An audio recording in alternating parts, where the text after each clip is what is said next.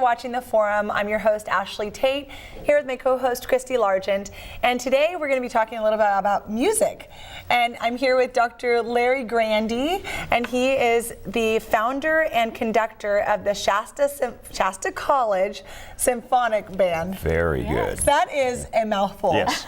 So you might know it from the Shasta Symphony. Or Shasta. You might know it from being the Shasta Community Band, which it was for 35 years. Yes. I'm so flummoxed. I'm so excited to have Larry here. Yay! So you guys, what you guys don't, I was gonna say, what you guys don't actually know is that apparently, I just found this out, Christy and her husband were both in the band. Yeah. When? How long ago? In early 2000, and my husband was in it like 15 years. 15 years ago, wow. Well, you know, a lot of you viewers were in the band too, because that is really one of the magical things about what Larry has done, which is he created a community band that was full of community members, which was just amazing. All ages, you know, 12 to 87. We're going to hear a couple stories about that So today. how did you start tell us how you started. Yeah. Well, I was hired by the college in 1978, and they hired me for several purposes. One, to expand the music department enrollments, and to create some extra ensembles. And so in 1978, we began the band, and we started with 17 members. Wow. And over the years, it's grown now to where it's 120 in there. 120 members. Yes, and we have two dynamic levels, extremely loud and painfully loud. This is true. You don't have to be a college student though to be part of the band, right? We have ensembles that meet during the day for regular college students, and then we have community-based ensembles at night. That's a combination of college and community members. For example, in the symphonic band this semester, I have maybe 20 college students and 95 community members. Wow. So it's what's called a town and gown type of situation. So it's a combination. And it's officially a class. You have to register for it, but there's two ways to register: either a college credit, which most of the students register for, or if you're a music educator and you're taking for professional development. But the community members get to register for a 0 unit. It doesn't cost them anything, but they don't get any college credit on their transcripts. So it's a dual enrolled class. So it's technically part of it, and you don't have to pay for anything? That's correct. It's a great deal that the state allows to have these 0 unit classes for lifelong education, lifelong learning. Wow. And the really unique thing is it's the largest community band in California, right? Well, I believe so. We again having 120 people in it. Yeah. Don't be modest. Our group is larger than colleges that have, you know, quadruple our enrollment, you know, total campus enrollment. So we're very fortunate. Well, to have part of it, you create a really interesting ambiance during rehearsal. Well, it's a big dysfunctional family, all right? And sometimes I wonder if the people are there to talk and laugh more than play music. That's so okay. we enjoy it. We enjoy it. Yeah. And so how did you build it from 17 to 120 people? And do you have to have any experience to play, or can you say, hey, I haven't played for 20 years? You do need to read music. Okay. And you also have to play a band instrument. For example, if somebody came in and wanted to play violin, we have an orchestra for that. Okay. And you have to be at a certain level. It's not for beginners. Okay. But you don't have to be, don't have to be a music major. You don't have to be outstanding, because in music, if you get to a piece of the music that you can't play, you just stop playing for a while till you get to the piece you can play, because there's always somebody in there that can play the part. Yeah. And so you fake it when you get to a part you can't play, and then you just hold the bow up like. No bows. That's an orchestra. Hold the flute up or the trumpet, and you make it look like you're playing, and then when you get to the part you can play, you do. That way you contribute. So you really do fake it? Yeah. Some at a time. Telling our secrets. Yes. Is what he's doing. This is really interesting. Or they don't fake it, and it sounds very interesting. Oh, okay. Which actually doesn't happen very often. No, and you guys really sound good. Right, and most of the band members don't fake. No, they actually, because it's practice. The way we start is not the way we sound when we start is not the way we sound in any. Because that's what people don't see with performing groups is the rehearsals. Right. That's where 90% of the work happens. That's where 90% of the conductor's work happens. Then you see the fruits of that at the concerts. Week in, week out. Every Thursday night? Every Thursday night. Every Thursday night, one night a week. People can come in and watch? If they want. A rehearsal? Well, that's the rehearsal, and you can watch rehearsals if you want. But the band room, we're like sardines in there, because it was built for maximum size ensemble, about 60 people. And I just cram have to- 120 in yeah, there. So double we're that. wall to wall, wall to wall. So when do you do your perform? I mean, so we could come watch you do a performance. Performances, though. we perform every semester, formal performances in the College Theater. This semester is going to be May 1st and 2nd. That group has to do 2 concerts back to back because we always sell out. Yes. And if we just do one concert, too many people get turned away, so we repeat the concert. And then sometimes we play other places too unofficially, but every semester there's the back-to-back concerts officially in the College Theater. And the funny thing is you have to go early, you have to get your tickets early, and then go early. Do not wait till last minute or you won't get a seat. I mean, it's really sold out. When he says sold out, it really is We're very, sold very out. fortunate. The bands draw very well. It's a great, entertaining performance. And you know, I think, Larry, you love your players. Oh, yes, And they that's love you, and it comes through. So as an audience member, you get in on the love fest. Is basically what happens. Well, music's special that way. Yeah. It really unites. It sounds true. corny, but it unites No, everybody. absolutely. Where else can you have an activity where you might have an 18-year-old sitting next to an 85-year-old having a great time and interacting and producing a product? You know, one on. That brings joy. impressive. Yeah. So tell us about George. Oh, George is our oldest member. He's 87. He's a trumpet player, and he's been in there for many years. However, I still have 2 members in the band that were in the very first semester. They've been in the band all 37 years, every Wow. semester. One clarinet player and another trumpet player, and so they'll be going. Les and Jean. Les and Jean. And, What are their names? Tell their names so that all right, maybe Les viewers- Graham and Jean Beek. Les Graham and Gene is a real avid bicyclist too. He puts on hundreds of thousands of miles on his bike, so he's still going. He's still very active. Strong, going yeah, strong. and so and then we have people who come in for one semester only, and then they leave, which is fine. So we've had a lot of people that have been in there for many years. We have entire families. We have relationships that happen after the band. As I mentioned to you a couple years ago, I actually married 2 of the band members that met in the band, and I didn't know I could do that. But you can do that in the state of California. Anybody can marry somebody else if you get a special license. So, That's impressive. And we've had families age through the group where you have their children and they go through and then they graduate and then they go away and then they come back, and so it's like a big family. It's it nice. really is. So what's the First time we brought Amelia, when we came home from China with Amelia, we brought her because we thought naively that we would be able to continue playing with these small children. And you brought her up, do you remember? You let her conduct. Yes. So she was like 2 Yep, the that first was time we great. brought her, and she was conducting. And it's just, you know, that's typical, right? You just love on your people. Yeah. We have a great time. Yeah, it's fun. Do you have to try? Okay, so I know I asked this already. But this to me is very interesting because I don't know anything about this stuff. But so do you have to try out? Like, do you have an individual tryout session or something? At the college, we have something for everybody. We have certain ensembles that you have to audition for, certain you do not. Okay. The symphonic band is a non-audition. So you do not have to audition. I never make anybody play by themselves. So for example, if there's a problem with the clarinet part, I'll have the entire clarinet section play because nobody's ever put on the spot. Yeah. But then some of the groups you have to audition for, but not the symphonic band. Oh, wow. About half of our groups you audition for, about half of them are open to everybody. Oh wow. And for a musician, if you've played in bands in high school You're and fine. college, you're going to be If you played in high school, and I've had a lot of people who have played in high school, then they don't play. They 20 years later, they decide they want to play again. They come back and they do just fine. Wow. Yeah, I would say Yeah. that's probably your typical. That's typical. Again, if you played in Member. high school, you'd be just fine. Yeah. See, so I never played an instrument. So that's why this is so. Yeah. Even when I watch my daughter learn piano, I'm thinking, wow. I tell my teacher, I'm sorry, you're gonna have to just teach her directly because I can't help her any longer. Right. It's too hard to. Well, and as a figure it all out. musician, to be able to come and have that freedom to just play and not be worried that you are going to be singled out, because most of us have been in a band where the conductor goes down the line of section, and he'll say, okay, you, and you have to play the line out loud. And Wow. that's like a horror. If Yeah. you're not first chair, it's a horror. Yeah. And so I know that from personal experience. That's why she's scarred now. She's scarred for life. Yeah. So, but you don't do that. No. And it's a really nurturing environment. It's really empowering.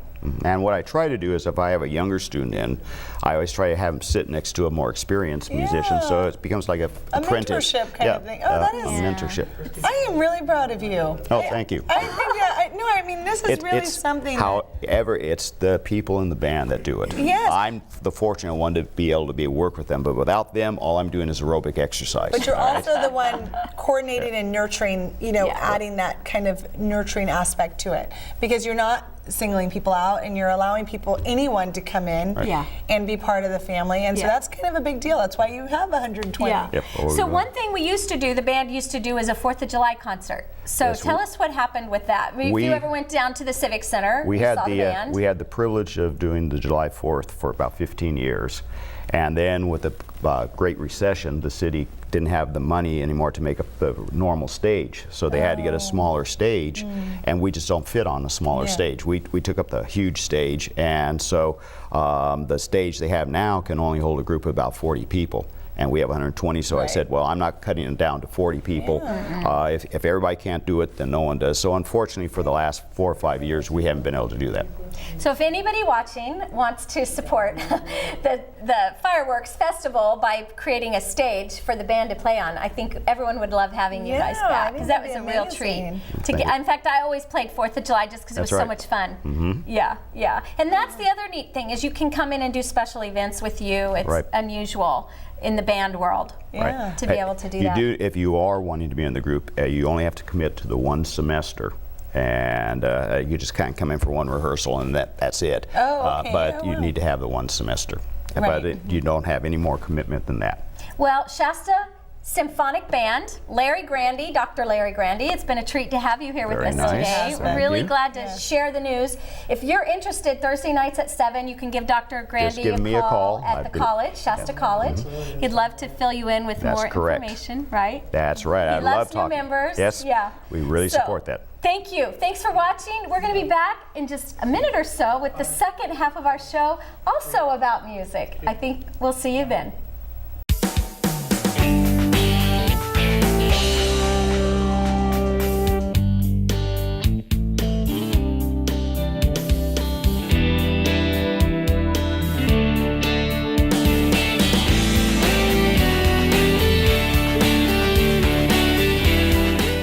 We're back, and we are here with another musical concert type of organization, and it is with Jane and Will Whitman, and they are the president and vice president and marketing as a group team for Shasta Live. And so this is kind of an interesting, I'm still trying to wrap my head around a little bit about it, so I'll be really engaged trying to figure out exactly what you guys do, and hopefully our viewers will as well. This will be a very interesting I have a feeling segment. a lot of our viewers are already members of Shasta Live. So Jane and Will, tell us about it. What is the genesis of this organization? What is your mission? And just kind of an introduction. Okay.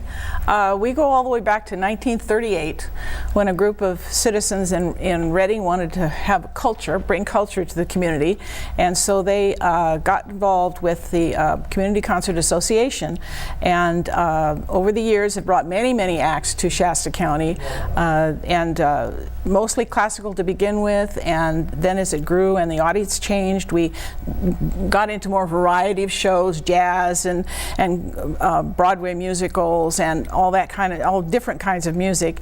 And then in 2000 we decided to have a student outreach, start a student outreach, and to have a morning show where kids could come and hear music from different artists. And our first one was Alvarado. It was a Batista family. It was a whole family. We thought it was very appropriate to start with that because there were kids in it, 13 and 12-year-old kids. They played, they were from Peru, and they played music of Central and South America. So it was very lively and everything.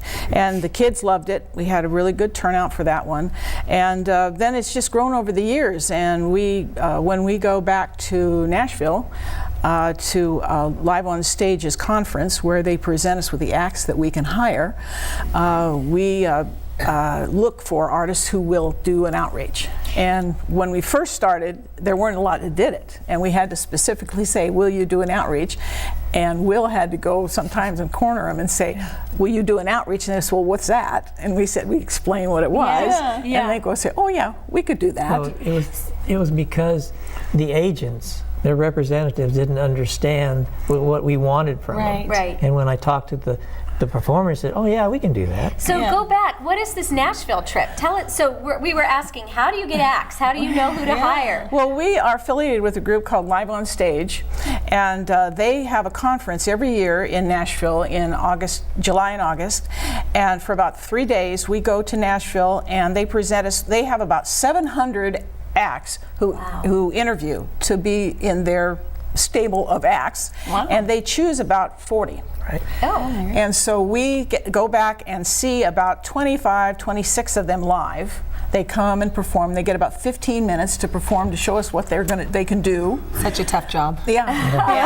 And so we get to go and see them, and then the others are presented on video. Usually, some of them we get them from all over the world. So, like some come from Africa, and some from Europe, and some, from Asia, and so Vietnam. They can't all get there sometimes, so they have to do a video. Ukraine, I think. Yeah, Ukraine was one. So just sorry to interrupt you. Go ahead. So is Live on Stage, is that also for cultural enrichment does it have the same Live goal? on Stage is a company that it's kind of a clearinghouse for us. They took over Community Concert Association, went out of business, and Live on Stage kind of took over there. Okay. So they serve about 180 groups all around the country, community concert associations, and those people come to Nashville to hear the acts and get what they have to offer, and then go back to their towns and say, this is what they have to offer.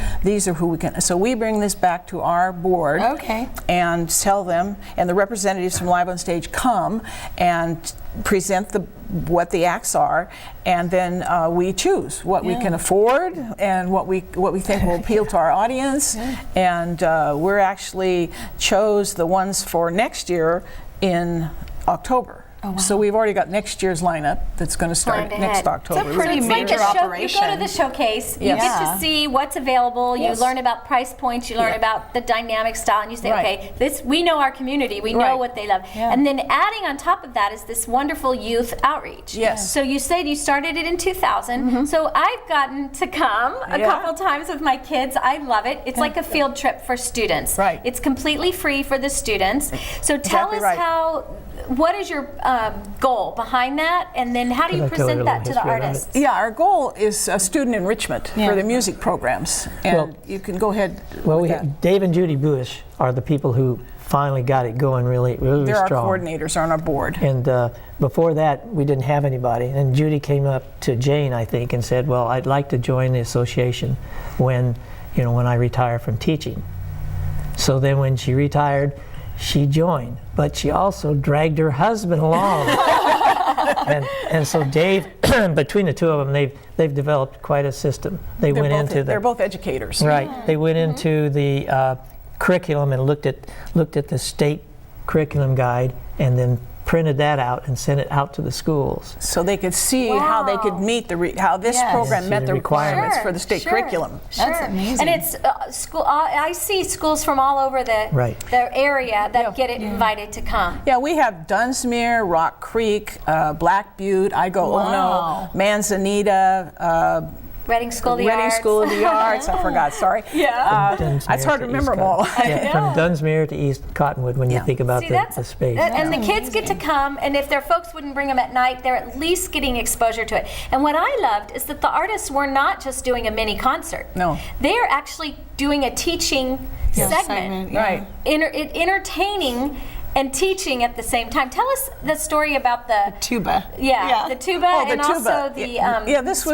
this was a brass group. We had several, probably about 10 years ago, and it was at the convention center, and the tuba player was talking about how the coils on the tuba, so many coils, he said, if you stretch this out across the stage, how far it would reach. And so one of them stood on one side of the stage and one of them stood on the other side to show the kids, if they stretched out all the coils in a tuba, how far it would reach. And so the kids were fascinated. And over the years, it's been great. We had one teacher one principal from Pacheco School who just went into us. He was just ecstatic about the Ruffus family singers who were opera singers. And he said he thought he was going to be bored to tears to come to opera, and he was so surprised at how wonderful it was and how much the kids enjoyed it. So we surprise people. If they come, they learn about different kinds of music. And cultures as well. It was just, and then Robert Sims, I was telling you earlier about Robert Sims. He's a baritone who did Negro spirituals, and we only had about 20 kids for that show because we conflicted with the school holiday, and so we didn't know it at the time. So he brought all the kids up on stage and proceeded to give them a lesson on what Negro spirituals were all about, and the fact that they were a communication system during the Underground Railroad to guide black people who were escaping from the South. And like Follow the Drinking Gourd was one song that he talked about, and then he'd sing it for them. And to illustrate how it was in his baritone voice. In his baritone voice. That probably was beautiful. Voice, so it was such a neat experience. We all learned so much from him doing that. So it was neat. And those are the kinds of experiences these kids. Then we had Jane L. Powell a few years ago, and she got a group of kids up on the stage and taught them how to rap. Oh my gosh! I bet they love that, and they probably their parents probably loved it too afterwards. What did you go to today? Yeah, exactly. That's the range. Yeah, and then we had the Gothard sisters who taught the Irish kids dance. Irish dance. Oh wow, that's fun. How are you guys funded? Yeah, that's exactly. We have a membership organization, so people purchase a membership to come to the concerts in the evening, and that helps support our organization. We have a group called Friends of Shasta Live that are a patron program that give donations to us to help out. We also get grants from U.S. Bank. Has been a great U.S. Bank Corporation, been a great supporter of ours. Sierra Pacific Industries has been helping us out over the last couple of years. We've had some grants from Reading Rancheria Fund over the years. So that's one way that we help support the student outreach program. And basically to help us out, people join our association, come to see the great concerts, and they support the outreach because the kids get in free. Now, if there are schools that are out there that are not part of this program, how can they become part of the program? They could go on our website, shastalive.com, and click on the Fine Arts Enrichment little thing, and go there and then get in touch with Dave and Judy Bush. They have they keep in touch with the teachers through email most of the time. So I don't think there's any schools in the county that haven't been contacted. Because they're very good. Well, now that they hear about it, they might want to. You know, maybe they said no, and now they want to be part of it. When Dave and Judy started, they got the list of every single school in Shasta County and Trinity County and Tama County from the state, and they sent letters to every one of them. Wow! And that's how they got it started. And now we fill the Cascade Theater up every time, and usually have a waiting list. Oh, that's great. It's very well organized too. You come in and they seat you by section. They know exactly where you're going to be. They have it all drawn out ahead of time. The kids are really well behaved. Yes, they are. And the artists really recognize that fact. We've had more than one artist say how wonderful the kids are, and well behaved and involved in what's going on. Well, I love that we're teaching them etiquette. You're teaching them concert going etiquette. Like, how do you behave when you're at a nice concert?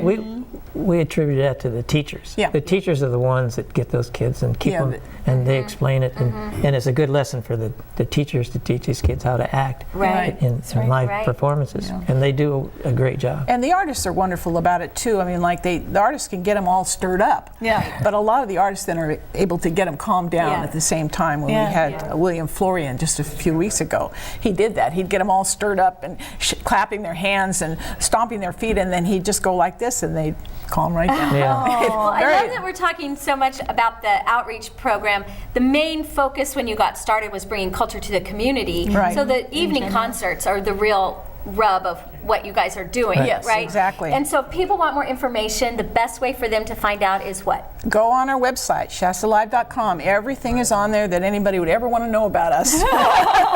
We have video clips of the shows that are coming, anything, our history, what all the things that you can get involved in, the patron program, the student outreach, anything at all. So it's all on there. It's a We great even website. have a list of all of the shows that we've had ever all those done years. from Excellent. the beginning of time. Well, thank you so much for coming on, you guys. What an interesting thing. Thank you for watching. What a great show this has been. Lots of music. We love it. Thanks for watching the forum, and we'll see you again next week.